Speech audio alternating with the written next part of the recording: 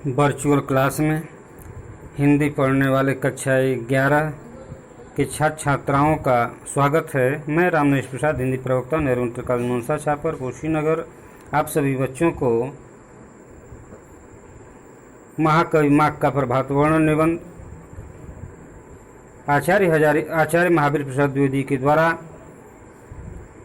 जो लिखा गया है उसके बारे में पढ़ा रहे हैं। आपको यहाँ तक पढ़ा दिया गया है कि जब कमल शोभित होते हैं तो कुमुद नहीं, और कुमुद शोभित होते हैं तो कमल नहीं। इनका एक समता को प्राप्त रूप दिखाई देता है जब प्रातःकाल की संध्या हो। अभी चंद्रमा अस्त नहीं हुआ है, अर्थात रात्रि नहीं गई, अभी रात्रि का कुछ हल्का अंश बाकी है और सूर्य निकलने वाले हैं। ऐसे समय में कुमुद खिले हुए हैं, आधे बंद हुए हैं, और कमल भी कुछ खुले हुए हैं, कुछ बंद हैं। वहाँ समता का जो रूप है, वह समता का रूप वहाँ पर दिखाई देता है। अब आगे आप देखेंगे बच्चे, सायंकाल जिस समय चंद्रमा का उदय हुआ था उस समय वह बहुत ही लावण्यमय था, अर्थात उसमें चमक थी, उसमें कांति थी, उसमें सुंदरता थी। तो सायंकाल संध्या के समय जिस समय चंद्रमा का उदय हुआ था, चंद्रमा जब नभ में दिखाई दे रहा था, उस समय वो बहुत ही लावण्यमय था, अर्थात उसमें चमक थी, उसमें तेज था, दीप्त था, उसमें प्रकाश था, वह आकर्षक था। क्रम क्रम से धीरे धीरे उसकी दीप्ति, उसकी चमक, उसकी सुंदरता और भी बढ़ गई। जैसे जैसे वह आगे बढ़ता गया वैसे वैसे उसकी सुंदरता, उसकी दीप्ति, उसकी जो है बढ़ती गई। फिर क्या था बच्चे, लिखते हैं कि वह ठहरा रसिक, अर्थात चंद्रमा जितना ही आकर्षक हुआ, जितना ही दीप्तमान हुआ, जितना ही वह सुंदर हुआ, उतना ही उसमें एक रसिकपन उत्पन्न हुआ और वह रसिक ठहरा। उसने सोचा यह इतनी बड़ी रात यूं कैसे कटेगी। अब देखो बच्चे, यहाँ पर लेखक लिखते हैं चंद्रमा की क्या सोच है। बच्चे तुम लोग जानते हो कि चंद्रमा एक आकाशीय पिंड है जो पृथ्वी ग्रह का उपग्रह है और पृथ्वी का वो चक्कर लगाता है। तो वैज्ञानिक दृष्टिकोण से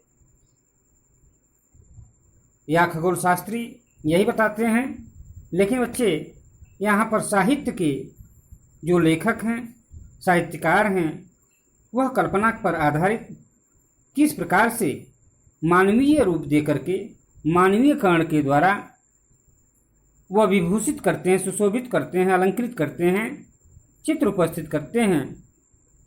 तो यहाँ देखो उसने क्या सोचा। चंद्रमा ने सोचा यह इतनी बड़ी रात यूं ही कैसे कटेगी। तो रात्रि चूंकि लंबी है, सफ़र लंबा है, तो उस सफ़र को वह कठिन मानता हुआ, चंद्रमा उस सफ़र को कठिन मानता हुआ यह सोच रहा है कि ये कैसे कटेगी। इसे सरल बनाने के लिए क्या करें। तो सरल और यात्रा रोचक बनाने के लिए बच्चे सोचता है चंद्रमा, लाओ खिली हुई नवीन कुमुदनियों, खिली हुई नवीन कुमुदनियों माने यहाँ पर देखो कोष्टक में लिखा हुआ है कोकावेलियों। तो कुमुदनी या कोकावेलियों जो रात्रि के समय तालाबों में वह कमल की भांति छोटे छोटे रूप में। बच्चे तुम लोगों को ये मालूम होगा कि कमल का जो कमल कितने प्रकार के होते हैं। कमल नीला भी कमल होता है, और जिसे इंदिवर कहा जाता है। एक लाल कमल होता है जो कोकनद होता है, और एक सफ़ेद कमल होता है जो पुंडरीक होता है।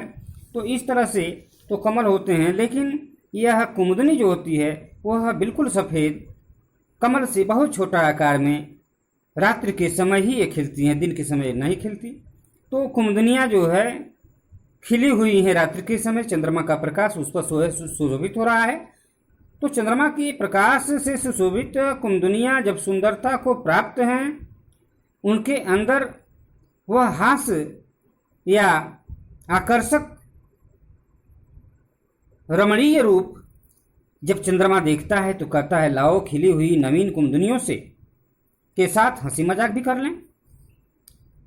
और हंसी मजाक करने का यहाँ आशय है बच्चे कि चंद्रमा की जो यात्रा है वह रोचक हो जाएगी और सरल हो जाएगी, वो बाउंड नहीं होगी। सफ़र भी उसका जो है पूरा हो जाएगा और रात भी कट जाएगी। इसी भावना से वह इस तरह की सोच रखता है। अतएव वह उनकी शोभा के साथ साथ हास परिहास हंसी मजाक करके उनका विकास करने लगा। अर्थात जितना ही चंद्रमा अपने प्रकाश को जितने ही अधिक दीप्त करता, प्रकाशित करता, उतना ही कुमुदनियाँ मुख खोल करके बिल्कुल खिली हुई हैं। अर्थात वह उनके जो है दीप्त को, प्रकाश को पा करके वह बिल्कुल पूर्ण रूप से खिली हुई उनका स्वागत करती हैं। और उसी के साथ चंद्रमा क्या कर रहा है कि हास परिहास कर रहा है, उनका विकास करने लगा। वो खिल गई, कुमुदनियाँ खिली हुई हैं। इस तरह खेलते कूदते सारी रात बीत गई। लेखक कहता है कि इस प्रकार खेलते कूदते सारी रात बीत गई। वह थक भी गया, यात्रा करने के दौरान वो क्या हो गया, थक भी गया, शरीर पीला पड़ गया। शरीर पीला पड़ने का मतलब यहाँ पर क्या होगा बच्चे, जब चंद्रमा पूर्व दिशा से पश्चिम दिशा की तरफ वह जाता है तो धीरे धीरे जब इधर सूर्योदय होने को होता है पूर्व दिशा में, तो उधर जो है चंद्रमा का प्रकाश धीरे धीरे फीका पड़ने लगता है, क्योंकि अंधेरा या रात्रि का जो अंधकार है वह धीरे धीरे कमजोर पड़ने लगता है और चंद्रमा पीला पड़ने लगता है। अर्थात यूँ कहें कि जब चंद्रमा का सूर्य का प्रकाश चंद्रमा पर पड़ता है, लेकिन धरती पर जहाँ से वह दिखाई देता है वहाँ पर प्रकाश कम पड़ने लगता है, इसलिए उसकी चमक भी कम दिखाई देने लगती है। तो ये लिखते हैं कि उसका शरीर पीला पड़ गया, अर्थात थकान के कारण उसका शरीर पीला पड़ गया। ऐसा जो है इनकी भावना है। कर किरण जाल, कर माने किरण, किरण जाल स्रस्त अर्थात शिथिल हो गए हैं। चंद्रमा की जो किरणें जिस प्रकार से धरती पर पड़ करके उन कुमुदनियों पर पड़ करके जिस प्रकार से उन्मुक्त भाव से उन्हें खिला करके प्रसन्नचित करती थी, वह किरणें भी शिथिल हो गई हैं। इससे वह दूसरी दिगंगना, दिक धन अंगना, दिक माने दिशा, अंगना माने गोद, प्रांगण, अर्थात दिशा रूपी प्रांगण में पश्चिम दिशा में वह पश्चिम दिशा रूपी स्त्री की गोद में आ गिरा। दिशा रूपी जो अंगना पत्नी स्त्री पश्चिम दिशा रूपी स्त्री की गोद में जा गिरा। यह शायद उसने इसलिए किया कि रात भर की जगह हैं, लाओ अब उसकी गोद में आराम से सो जाएं। तो यहाँ पर यह भाव, इसका अर्थ बिल्कुल स्पष्ट हो रहा है बच्चे कि जो व्यक्ति कार्य करता है और कार्य करने के पश्चात जब उसमें थकावट आती है उसके अंगों में, तो वह आराम करने के लिए सोचता है। ठीक उसी प्रकार से चंद्रमा जो है रात्रि के समय यात्रा करने के दौरान वह थक चुका है और पश्चिम दिशा रूपी स्त्री की गोद में जाकर के गिर करके आराम के लिए वह उसकी गोद में सो जाता है। अब अगला पैराग्राफ देखें। अंधकार के विकट बैरी महाराज अंशुमाली अभी तक दिखाई भी नहीं दिए। अंधकार का दुश्मन कौन होता है? अंधकार रात्रि का दुश्मन सूर्य होता है। तो अंधकार के विकट बैरी, अंधकार के जो भारी बैरी, भारी दुश्मन, वह हैं महाराज अंशुमाली अर्थात सूर्य। अंशुमाली सूर्य को कहते हैं। तो महाराज अंशुमाली हैं, अभी तक दिखाई भी नहीं दिए। प्रातःकाल का समय है और प्रातःकाल में सूर्य अभी दिखाई नहीं दे रहे हैं। तथापि फिर भी उसके सारथी माने जो रथ को चलाता है, तो फिर भी उसके सारथी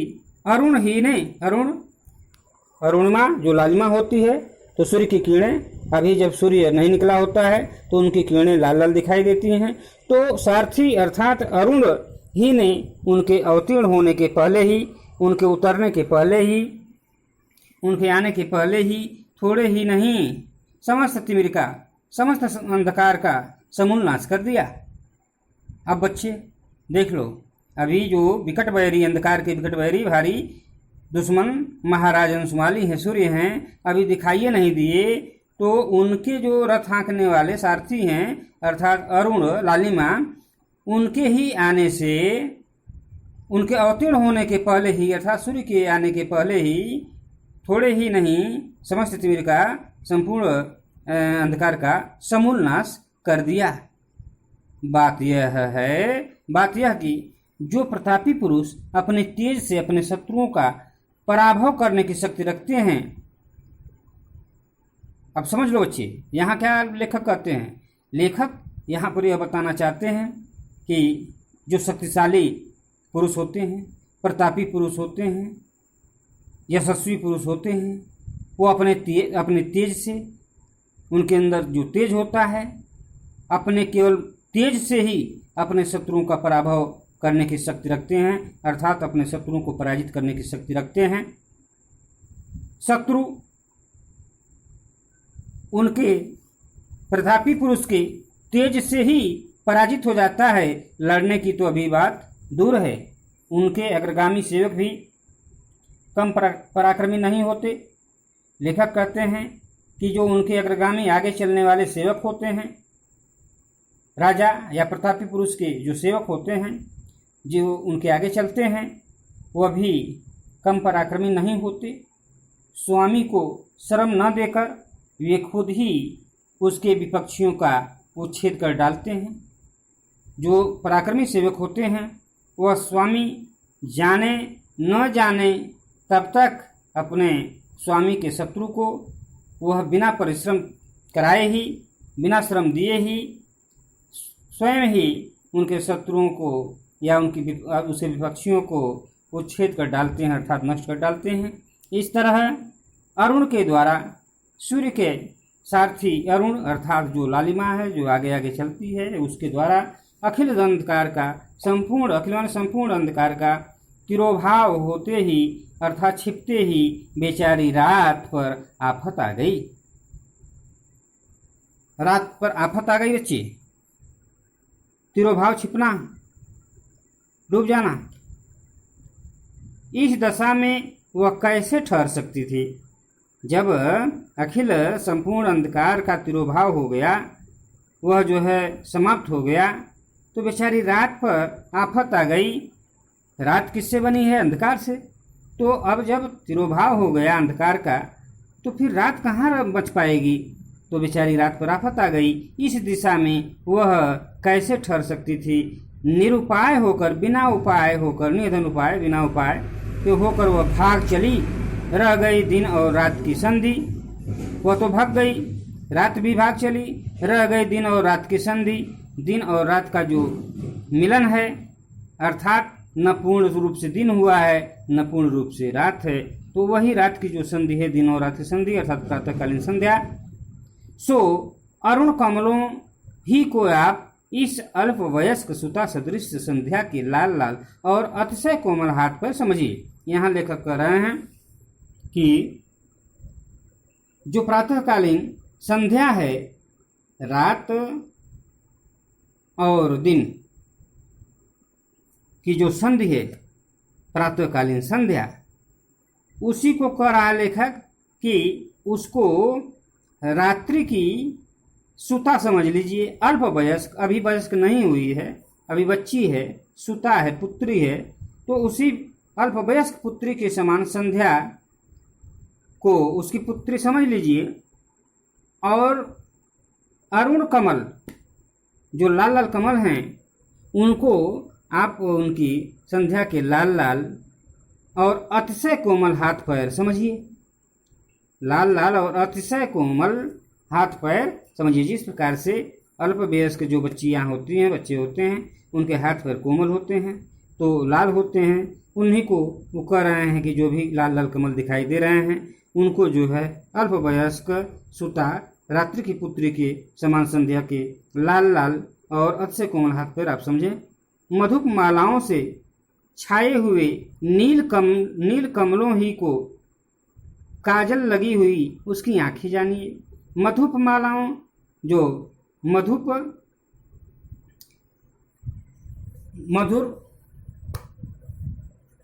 सुगंधित मालाओं से छाए हुए जो नील कमल हैं, उनको उस संध्या की, उस पुत्री की